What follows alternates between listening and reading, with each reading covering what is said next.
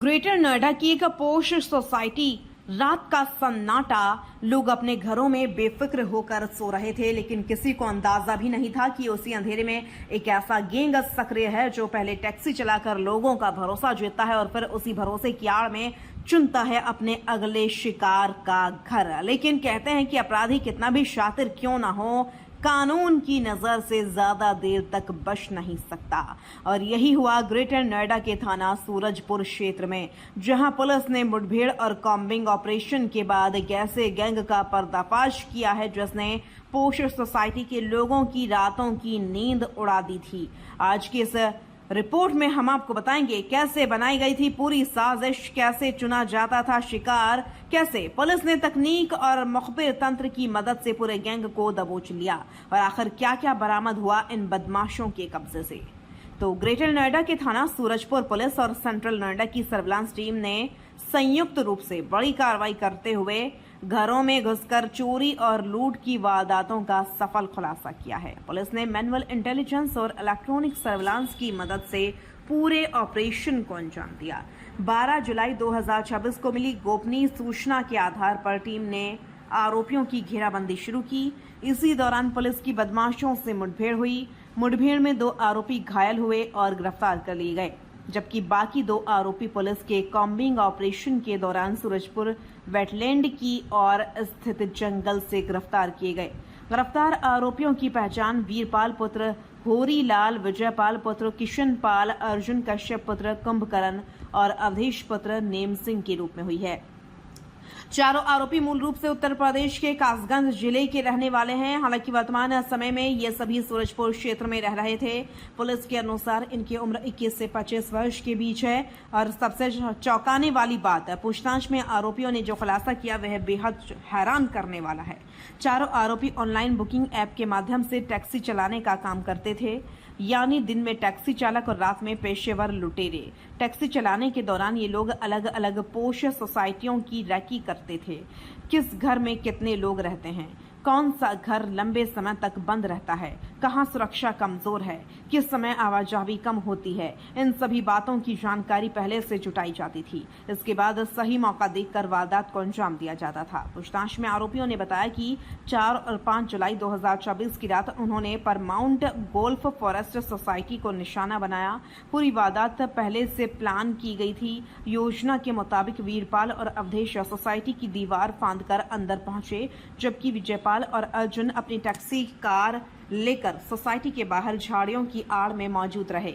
उनका काम था आने जाने वाले पर नजर रखना और किसी भी खतरे की स्थिति में अपने साथियों को सतर्क करना। वीरपाल एक मकान के अंदर दाखिल हुआ, जबकि अवधेश बाहर निगरानी करता रहा। मकान की पहली मंजिल पर एक महिला अपने बच्चों के साथ सो रही थी।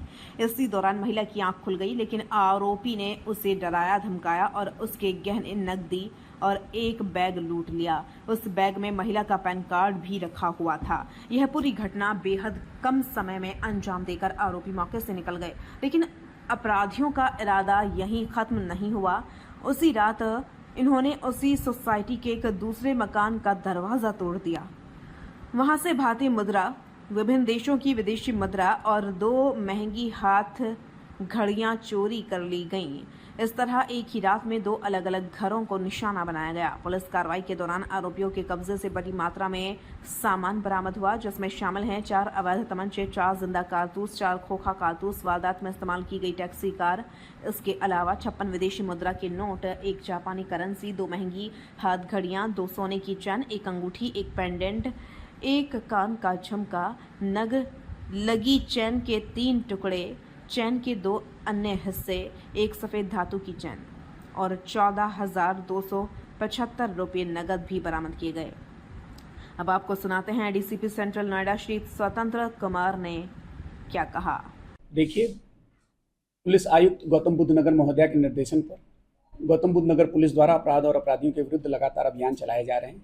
इसी के उपक्रम में आज सुबह थाना सूरजपुर पुलिस द्वारा लोकल इनपुट और मुखबिर खास की सूचना पर तिलप्ता गोल चक्कर पर चेकिंग की जा रही थी। वहीं सामने डी पार्क से एक वाइट कलर की स्विफ्ट गाड़ी आते हुए दिखाई दी, जिसका नंबर प्लेट टैक्सी का था। इसको जब घेर कर पुलिस वालों ने रोका तो उसमें अंदर बैठे युवकों ने अपने को घिरता देखकर पुलिस पार्टी पर जान से मारने की नीयत से फायर झोंक दिया। और पुनः इनके द्वारा गाड़ी को यू टर्न लेते हुए सूरजपुर वेटलैंड की तरफ ये भागे। पुलिस द्वारा तत्काल इनका पीछा किया गया और घेराबंदी इनकी की गई। अपने को घिरता देखकर ये लोग गाड़ी से उतरे और पैदल ही भागते हुए पेड़ों की आड़ और झुरमुटों के पीछे छुपकर पुलिस पार्टी पर पुनः जान से मारने की नीयत से फायर करने लगे।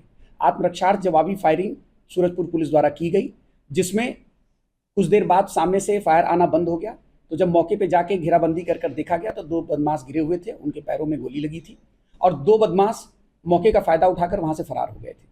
तत्काल 2 बदमाशों को हिरासत में लेते हुए उनका प्राथमिक उपचार करते हुए उनको अस्पताल के लिए रवाना किया गया और बाकी 2 बदमाशों की खोजबीन और कॉम्बिंग शुरू की गई और कुछ ही देर में अथक प्रयास के बाद उन दोनों बदमाशों को भी गिरफ्तार किया गया।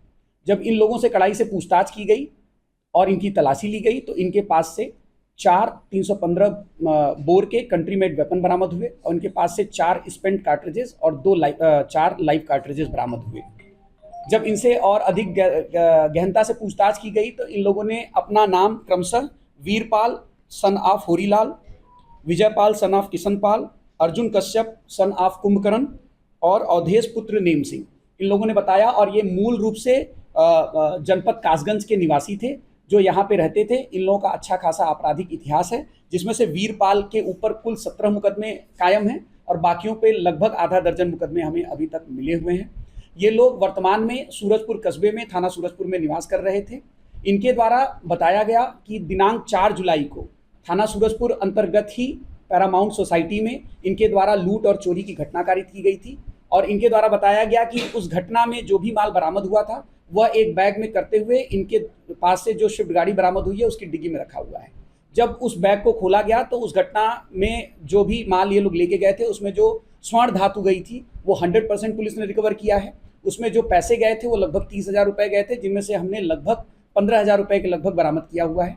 इसके साथ साथ ही दूसरे घरों में इन्होंने विदेशी करेंसी की चोरी की थी, वो भी हमने बरामद की हुई है इनके पास से। इनको हिरासत में लेते हुए आगे की वैधानिक कार्रवाई की जा रही है। सोसाइटी के अंदर इतनी बड़ी कि जो सुरक्षा गार्ड्स हैं और जो उनकी कंपनी है उनको सूरजपुर पुलिस द्वारा नोटिस दिया गया है।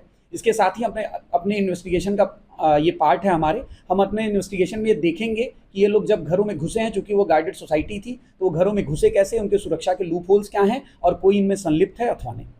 पुलिस जांच में यह भी सामने आया कि ये मुख्य आरोपी वीरपाल कोई नया अपराधी नहीं है। उसके खिलाफ पहले से चोरी, gangster act, NDPS act, arms act, धोखाधड़ी और चोरी के माल की खरीद फरोख्त सहित कुल 15 आपराधिक मुकदमे दर्ज हैं। वहीं विजयपाल के खिलाफ भी चोरी और आर्म्स एक्ट समेत 4 मुकदमे पहले से दर्ज हैं।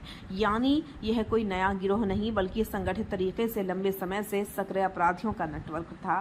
पुलिस ने आरोपियों के खिलाफ थाना सूरजपुर में 3 अलग अलग मुकदमे दर्ज किए हैं। इनमें घर में घुसकर चोरी, लूट, अवैध हथियार रखने, भारतीय न्याय संहिता यानी बीएनएस और आर्म्स एक्ट की विभिन्न धाराएं शामिल हैं। पुलिस अब यह भी जांच कर रही है कि क्या यही गिरोह ग्रेटर नोएडा या आसपास के अन्य जिलों में हुई चोरी और लूट की घटनाओं में भी शामिल रहा है। तो सवाल यह है कि ऑनलाइन टैक्सी चलाने की आड़ में ऐसे और भी अपराधी सक्रिय हैं। क्या पोषण सोसाइटियों की सुरक्षा व्यवस्था को और मजबूत करने की जरूरत है और क्या इस गैंग से जुड़े अन्य सदस्य अभी भी फरार हैं? इन सभी सवालों के जवाब पुलिस की आगे की जांच में सामने आएंगे। फिलहाल सूरजपुर पुलिस और सेंट्रल नोएडा सर्विलांस टीम की इस कार्रवाई ने न सिर्फ एक शातिर गिरोह का पर्दाफाश किया है बल्कि उन लोगों में भी भरोसा जगाया है जो पिछले कई दिनों से इन वारदातों के बाद दहशत में जी रहे थे। पुलिस का कहना है कि गिरोह के पूरे नेटवर्क, संभावित सहयोगियों और अन्य लंबित वारदातों की गहन जांच जारी है। यदि इस गैंग का संबंध अन्य मामलों से भी जुड़ा मिलता है तो आने वाले दिनों में और बड़े खुलासे हो सकते हैं।